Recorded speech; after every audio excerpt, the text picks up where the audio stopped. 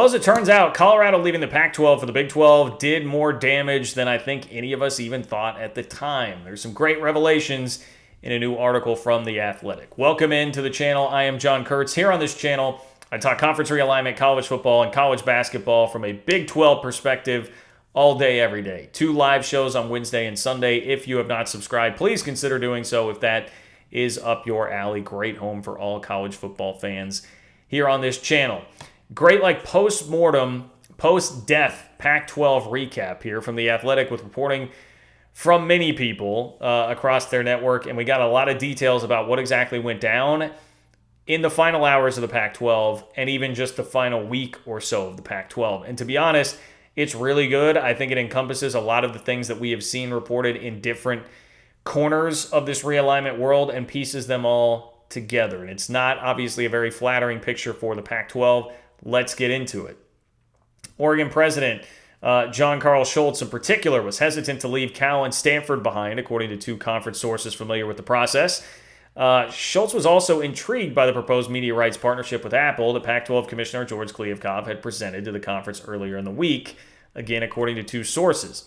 Oregon and Washington had another issue. The schools had only a verbal agreement in place with the Big Ten, and neither felt comfortable walking away from the Pac-12 without something more concrete, according to one conference source familiar with the process.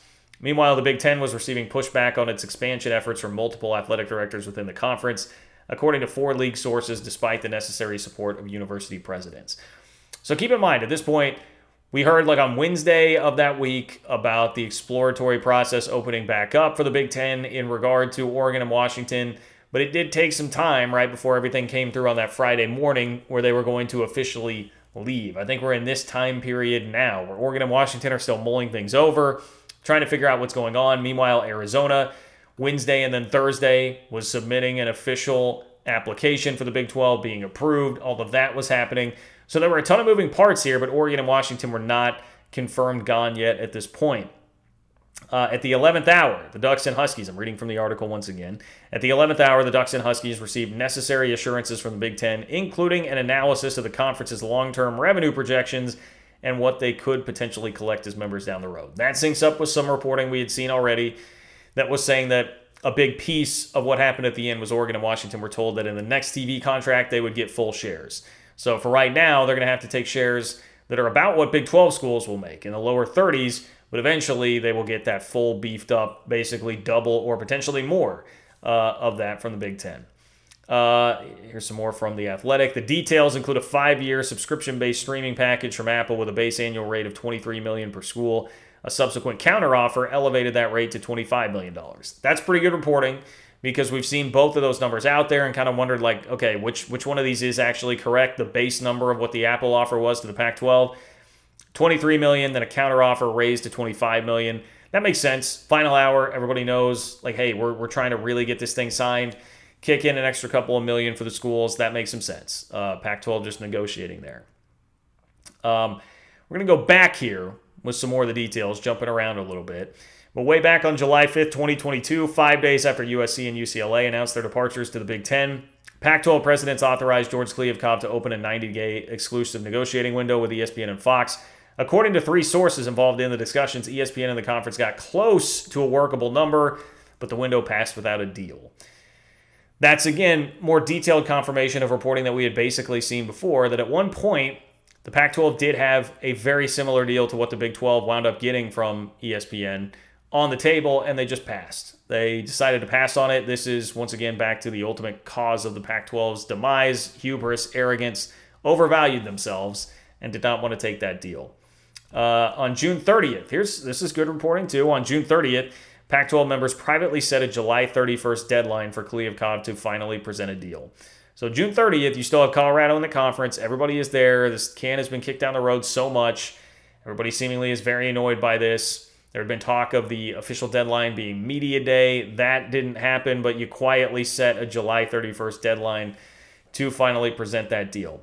Back to the article. At the conference's media days in Las Vegas on July 21st, Kliavkoff publicly praised league members for their patience and claimed it would be rewarded with a rights offer that had improved over time. So the important thing about that to me is if the date was set as July 31st, privately, internally within the conference, lends a lot of significance to the move then by Colorado's leadership to go to the Denver Post and say, hey, we need a response. And this was the week before that. We need a response. We need official numbers at this meeting that we're about to have the day before Pac-12 Media Day, which again is before the July 31st deadline. What it tells you is Colorado basically just got impatient, didn't buy what was going on, and said, you better show us something before this silent deadline that we have on the 31st or we're out. That's what it was, and that's what happened. Now, this is the juicy part as it regards Colorado. It says 2 sources, 1 conference and 1 industry, familiar with the negotiations, told The Athletic that before Colorado's departure, Kliavkoff believed he had pieced together a second option involving 4 media companies. Those sources describe the deal as a combination of 3 linear partners, ESPN, Fox, and CBS, and 1 streaming partner in Amazon, with CBS bidding on a limited number of men's basketball games. So, okay, this is pretty big and something we hadn't really seen yet. Before Colorado's departure, Kliavkoff believed he had pieced together a second option, not the Apple option, but a second option that had linear. 3 sources, or those sources describe the deal as a combination of 3 linear partners, ESPN, Fox, and CBS, and then Amazon as a streaming partner. But around the same time Colorado left, Amazon declined to submit a formal proposal, and the accompanying linear bids were viewed as too small to present to the conference. So Amazon drops out after Colorado. I guess you can debate whether or not you think that would be directly related or not. The reporting seems to kind of insinuate that they were related. Colorado leaves, Amazon drops out, then that deal all of a sudden isn't viable, and you're just left with the Apple deal, which we know was a huge problem. Robert Robbins at Arizona and many other presidents had talked publicly about how a deal that was going to be all streaming, which is basically what the Apple deal was, would be a problem and not something they wanted to deal with. So losing those linear bids there with Colorado leaving, that was not a good thing at all for the Pac-12 in this whole deal. More from the article, it says the conference source said that Colorado's departure also caused ESPN to pull back because it now owed the Big 12 an agreed upon pro rata share for adding a power conference program.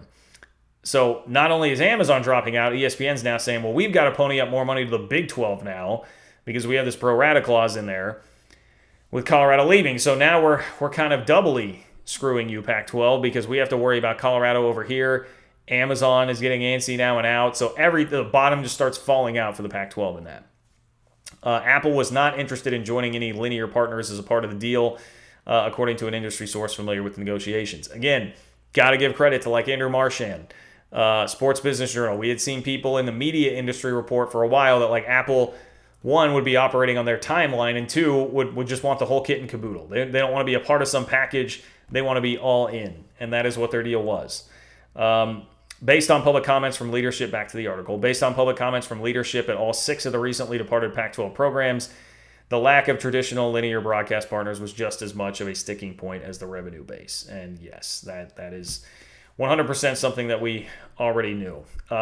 Really interesting stuff here as it gets more to what was going on in the Big 12 while all of this was happening. The Athletic says on the Big 12 front, Yormark called an emergency meeting Thursday afternoon with Big 12 leadership, and the board voted to approve Arizona's membership according to 3 league sources. Arizona and Washington both held special board meetings that evening as well, amping speculation that realignment moves were imminent. 2 Pac-12 sources also claim that Kliavkoff had not been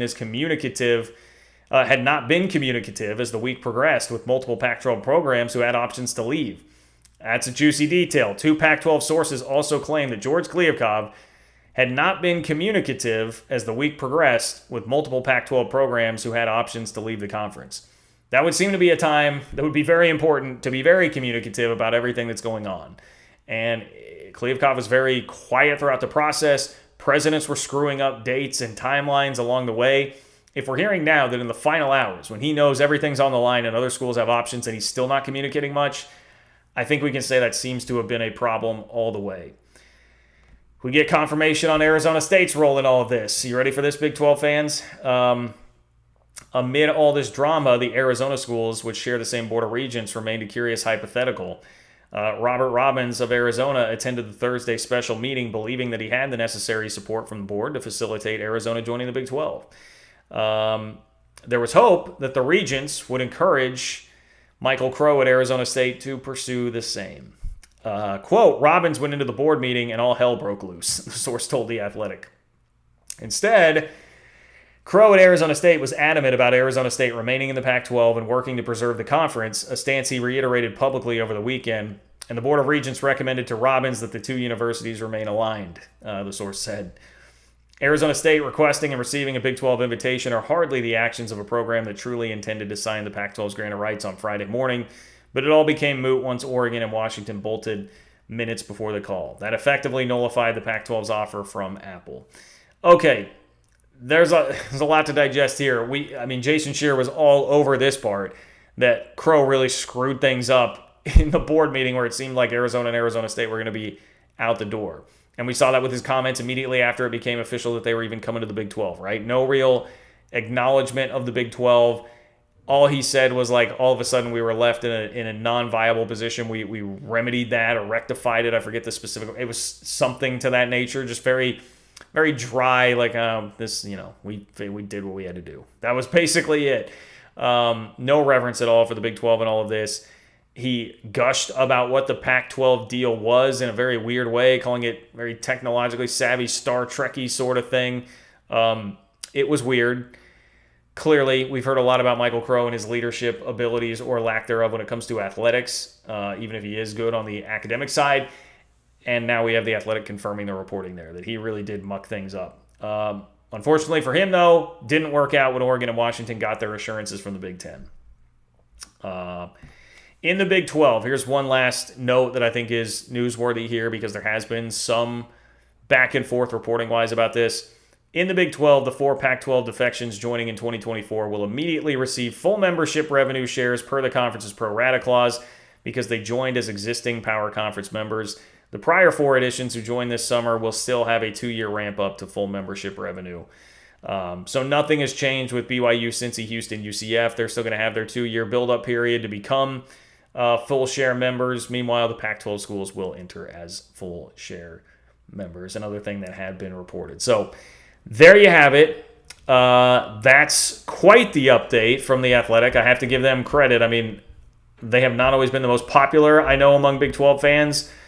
But they did a good job with this, guys. They did a good job with this in getting us some of the details on what exactly went down, and I think provided a lot more context on the final hours and final days of the Pac-12. If you like what you saw here, make sure you subscribe. I'm live twice a week talking about all this stuff on the channel, college football, college hoops, conference realignment from a Big 12 slant. Make sure you subscribe if you have not. Click the bell so you know when it is I'm going live. Support the channel on Venmo at John-Kurtz-4. Thank you for being here. Spread the word, and I will talk to you soon.